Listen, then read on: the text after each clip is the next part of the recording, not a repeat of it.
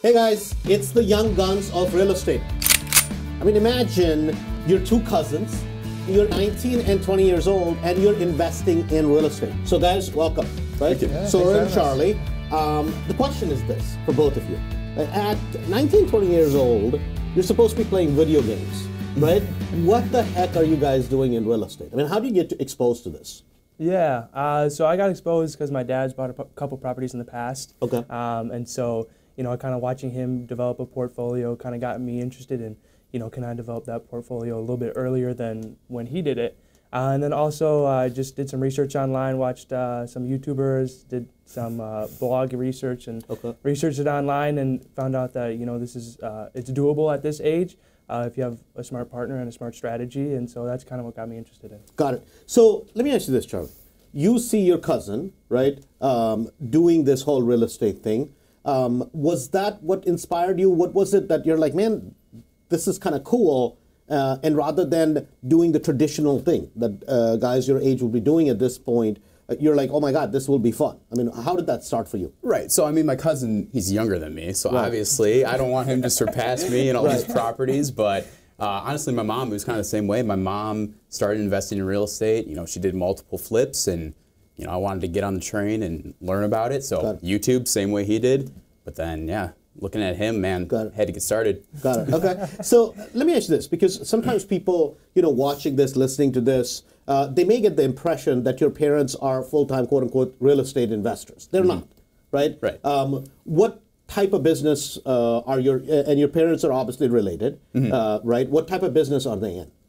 So they're... Go ahead. So they both work in a manufacturing company that our grandpa started. And so they took over that maybe like 20 years ago or so. Got it. So this is kind of a typical small business, you know, folks that are, you guys happen to be related, obviously, but they're running their businesses, and real estate is something that they were doing on the side. Would that be a correct statement? Okay, got it. Perfect. So they're doing that. You guys are kind of up and coming, and you guys see your parents having done that. So you and your dad, right, Dave, you guys show up to one of the 3-day events that I do. That's correct, yes. What was your first impression, right? You have all these people sitting there. Did you make it to the 3-day? Yeah. Okay. So originally, my dad just reached out to me. He's like, hey, there's this guy named Andrew Holmes. He's doing a 3-day event. Let's try to go. And so we just bought the normal ticket. I think it was like $50 or something. Right. Spent the whole 3 days there, and it was just a great experience, great atmosphere. Talking with the people who've done, you know, 10, 12 properties in the past, maybe even a little bit more, and then seeing Andrew, how he breaks down the numbers and everything, and we're like, you know, this is really doable for us as a combo, and so we did some more research, talked to, you know, the people who were helping us out, seeing if it was the right decision to join Mastery or not. Got it. So you guys end up in Mastery, right? And it's kind of funny. It's always great to see, right? It's gratifying to see that you're young, you have time on your side, right? And you have your dad there to help you, and you can do something together, because that doesn't typically happen, right? You don't typically see that. So from our end, watching that process is kind of cool. I'm like, oh man, I hope this really works for them the way it's supposed to, right? So let's go through a little bit about your first property, right? I remember, because you were showing up from finishing high school, literally, right? Showing up a bit late after soccer practice, right? So, and you're kind of doing this house thing. So where do you guys live in relation to Chicago? So people are listening kind of from around the country, and you guys kind of live, I would call it boonies, right? Like kind of 60, 70 miles out of Chicago, right? Which is farmland. Right? So, I mean, you might as well be in the middle of Iowa, pretty much. Correct? One of my friends, he actually calls me a farmer, because all around us is cornfields. So. It's cornfields, okay. And I say that because I want people to have an idea of geography. A lot of times people will think about Chicago, right? Chicago is obviously a big city, 50, 60 miles out, you know, where the suburbs end. I mean, it's pastures. Right? It's windmills and it's flat, you know, corns. I mean, what I've always said is, you know, they invest in the land where there are more cows than there are people. I mean, right? Yeah. So let me ask you this. So you guys kind of come to Mastery, right? We talk about flips, we talk about wholesales, right? But what we really focus on is, hey, you got to build a rental portfolio. Did that make sense to you? Oh yeah, 100%. And that's something that when I was talking about investing with my dad in the past, that's something we wanted to do, was build up a rental portfolio, just so we can get that cash flow coming in every single month, and we don't have to necessarily rely on a job that could be good or could be bad as well, depending on the times. So. Got it. And clearly your dad was very supportive, right? Because he came in kind of with you.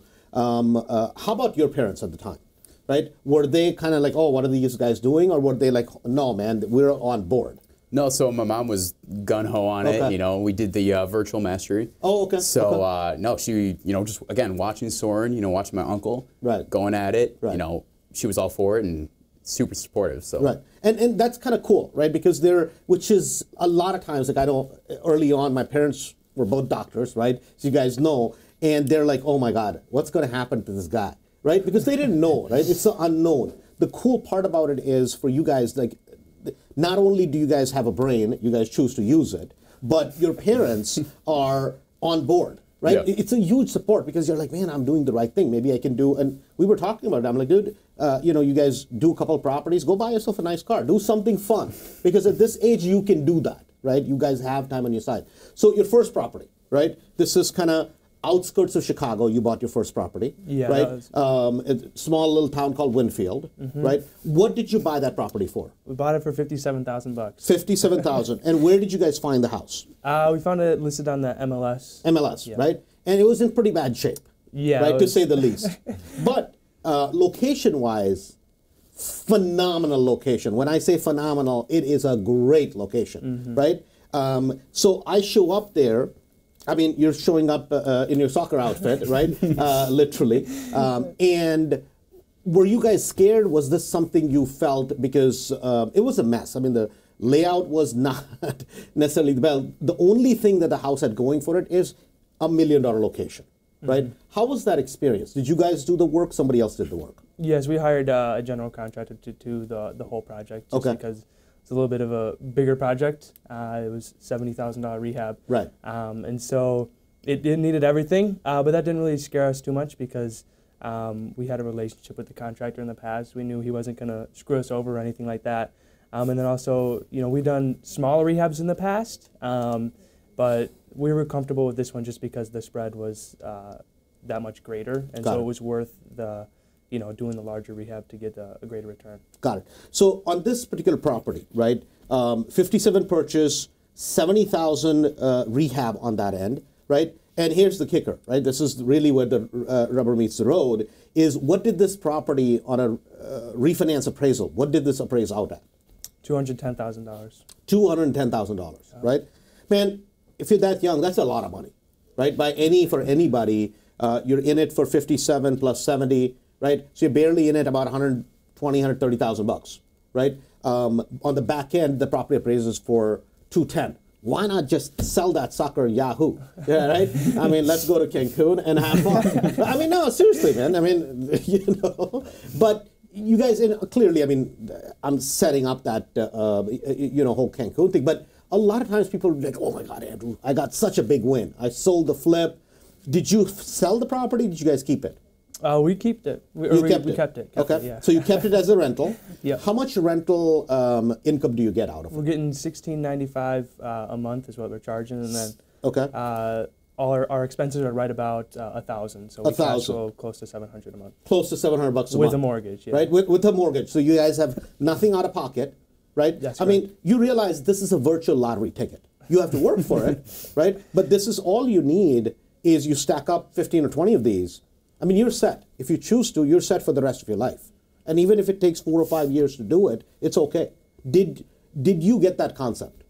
Yes, yeah, I did, and that's part of the reason why we chose to keep it, was because, you know, this is step one in you know, a multi-step process, and so if we can just keep building on this, we'll have a pretty big nest egg that we can just, you know, keep for the future. So. Okay, so.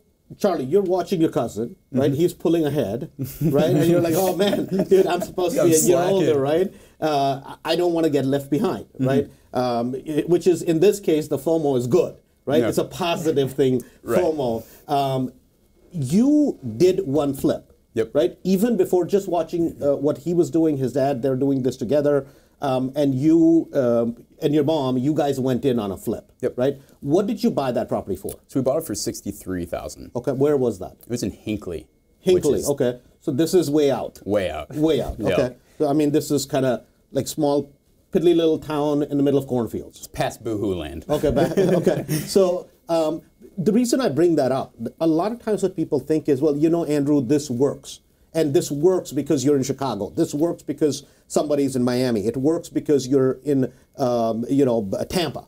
Guys, it works anywhere. In fact, I mean, and I truly mean it. If you have more cows than the amount of people that live on an acre of land, it works. Because it's purely simply, do you understand investing in real estate? Right? You understand the value of what you're paying for something. I mean, I went to high school in West Virginia, right? This was kind of cool. And literally, if I was back today to Summersville, West Virginia, I would buy up half of that town. Why? Because the opportunity is different. It's not, but real estate is real estate. It's what you pay for it, how much you put into it, and what the sucker's worth, right? And what can you do with it? And this was a question, I bring this up because you and your mom came in, you guys are frustrated. You're like, man, we got to come closer to Chicago, right? Why were you guys thinking that way? Population. I mean, honestly, it was just, you know, there's more houses out that way, so that's where the money is. Right. And which would be very logical, but what I said to them is this. Listen, you guys live a little bit out of town, right? You can't ignore that particular area. You got to keep your eyes open because there are properties, there are things that come up out in your area. They may not be available right now, but that doesn't mean don't ignore that, right? All the outlying towns, because there's virtually no competition. Right. Right? There's nobody. Except for this guy. Right, except for the guy. So, but it's not, really, I mean, you can go 50, 60 miles, and you're not going to find that many sophisticated investors buying a property, rehabbing it. Man, how much equity is there, making it cash flow? People are not thinking that way, right? So your first property, you bought it for, you said 60,000? 63. 63, okay. You bought it for 63, and then how much did you rehab it for? It was about 40,000. 40,000. Any work, did you do it yourself? How did you guys do the work? So I did all the demo myself, but we hired a general contractor. Okay, got it. So you're basically trying to do the work yourself a little bit, save some money over there if you can. Okay, got it. And then as far as on the back end, what did you sell the property? What did you rehab it for? So we rehabbed it for 40,000. 40,000, okay. We sold it for 163. 163, wow, okay. And how long did the whole process take? Just over 3 months. 3 months, okay. So Soren, you do your first property, right? Home run. I mean, 60, 70 in equity, pure equity, cash flow on top of that, $700. On top of that, you have zero money in the deal, right? So clearly, at this point, you're like, man, this works, right? Right, this works. Was that kind of same process, Charlie, you went through? You're like, man, this thing will work, right? So why did you show up to Maastricht, right? Because you've seen him do it, right? Why did you actually show up? Was it like, man, I'm missing out on this information and I got to really get it? Was that really what it is? Yeah, it was. There was something there that I needed, that extra puzzle piece. Right. And it just, that was mastery. Right. And that's why I joined. Got it. So now, that was kind of the start. And one thing I do want to go back on both of these transactions, right? In your case, Soren, the purchase price, rehab, all this stuff, did you guys use your own money, like your parents' money? How did you guys come up with the money for that one? Yeah, we used a hard money lender. You used a hard money lender? Yeah. Okay. And was it somebody from Mastery? Was it, who was it? No, it was an outside company. I think it was Chicago Funding. Okay. We went through them. Okay, so you did use some hard money from outside. Okay, so you used hard money from outside to do the deal, recycle the whole thing, refinance money out, and you're done.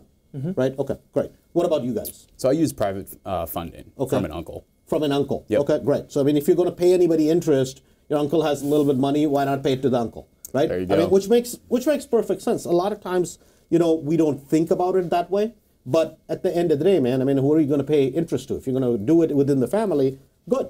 Because now the uncle will keep coming back, you know, for more deals, right? They're like, hey, I got a good return. As long as you keep doing the right thing, there you go. So for you, Soren, now, how long has it been since we have known you? So I think we joined the summer of 2018. Okay, so it's been a couple of years. Yeah, right. Or maybe it was 2019, but it's been at least around 2 years. Around 2 years. Okay. So in that time now, what are you? How many rental properties? So So we have 3 rental properties that Three are rental all properties. finished, all rented. So. All finished, all rented. Okay. And what is your net rent that you collect? In cash flow? Yeah. It comes out to be right around like 1,600. 1,600 from 3 houses. Yeah. Right? And this is in a market that is hot. It's been a hot market, right? Because people tell me, Andrew, you don't understand. Oh, it worked in 2008, it worked in 2011, it worked in 2015. But you have to keep looking. It's not like these are not deals that are going to land in your lap. But this can be done today as we speak, right? So 3 properties, about $1,600 that you guys are getting in cash flow, right? This is just you. How much money do you have out of pocket in those 3 properties? Yeah, so we actually did the math a couple weeks ago. I think we have around like $16,000 invested across all 3, like everything. Everything, so, yeah. right? In 3 properties, you have total of $16,000 out of pocket, right? And that makes $1,600 a month. So it's a little bit over 18,000 or so. You guys have 19,000 you're making a year from these properties, right? I mean, compare that at any Goldman Sachs, right? Those returns are unbelievable. And equity in the properties, right? Now, you didn't stop there. On top of that, you've done, how many flips completed? 2 flips completed. 2 flips completed, okay. So what were the, what was kind of the profit on those? So one of them we just closed in January. That one was about $36K. 36,000, okay. Yeah, and then another one, it was more of actually like a wholesale deal. Okay. So that one we just made a quick 20 grand. So. 20 grand, okay, not bad, right? On a wholesale deal. That's not bad, right? But you know what is cool is that how easily today you can say that because this is just what you do, right? Like in a small business, you're like, oh, you see cash coming in. A lot of people are like, man, look at the amount of cash. No. Look at the amount of payroll that they have, right? Nobody looks at that offset. That this is a business, right? This is not a game that we're doing. This is a business you're building at this point, right? And then you're buying another property or you bought another property? We have it under contract. You have it under contract, okay. And that's going to be a flip or a rental? That'll be a flip. That'd be a flip, Yeah, okay. So I mean, that's pretty good, man. 3 rentals, $1,600, 2 flips, and then another flip, right? So for you, Charlie, you see all this going on. You get your first flip done, right? And then you come to mastery, right? So you were literally in last mastery, right? And as you come to mastery, right, this whole concept of not using the money you may have, borrowing that money, right, refinancing it, the kind of the cockeyed way of how we look at real estate. It's a little bit different, right? You're not going to basically go buy 10 houses and go, oh my God, I got great cash flow, jump up and down, right? Don't count your chickens until they hatch, right? You got to get them 10, 15, 20 properties paid off. Then you can do whatever the hell you want to do, right? Go buy a tractor with that money or whatever you farmers do. I mean, I'm not sure what exactly exciting. I mean, I know at least in West Virginia, man, it was buy a red truck, put a lift on it, you know, and then when you had that, then you bought a boat, right? And I mean, you listen to country music and you're happy, right? I mean, that was the dream. But so it may be different for you guys. John Deere may be the goal. But honestly, right, you come and that way of thinking that we were talking about, did that make sense to you? It did. Okay, got it. And so what was the first property within Mastery for you? So the first property was one I bought in Joliet. In Joliet. What was the purchase price? We bought it for $124. $124. And then what is the back end value on that? About $185. $185. Okay. So you're going to rent that one out? Yep. Okay, got it. And what would the numbers work out on that one? We could rent it for about $1,550, $1,600, and we'll cash flow just over $500. Just over 500. So I mean, a good, solid deal, right? I mean, just absolutely great deal, right? Now, on top of that, you did one flip before, and then you are buying another one. Yeah. Okay, the second property. Yep. This second property, man, it's a mess. Yeah. Right. It is. It's a lot of work. What are you buying that property for? $50,000. $50,000. Okay, so you're buying that property for $50,000 and what is the repairs on that? About $30,000 on that. Okay. I mean, it is a mess. Right. But just basic repairs. Right. Okay. Got it. So 50 plus 30, you're going to be in it for 80. Yep. Right. And then what is it worth? About $125. About $125. Okay. So that one will, I mean, that's another property that'll cash flow like no tomorrow. Yeah. Right. Okay. So what do you expect to be the cash flow on that? About $500. $500. Okay. Got it. Perfect. So here's the question, right? For a lot of young people, the reason we wanted to have you guys here, like if you look at the numbers in Mastery, man, people have 30, 40, 50 properties, right? But it's rather unusual for people to be in younger age, right, to be focused, to see that, hey, there is an opportunity. And not only that there is an opportunity, but you guys can use it, right? You guys can actually start at an earlier age and build something that you look back 10 years from now, be like, holy shit, right, I've come a long way. What would you say to younger people watching, or people who are real adults, right, watching and go? I mean, they can drink beer and do real estate all at the same time, right?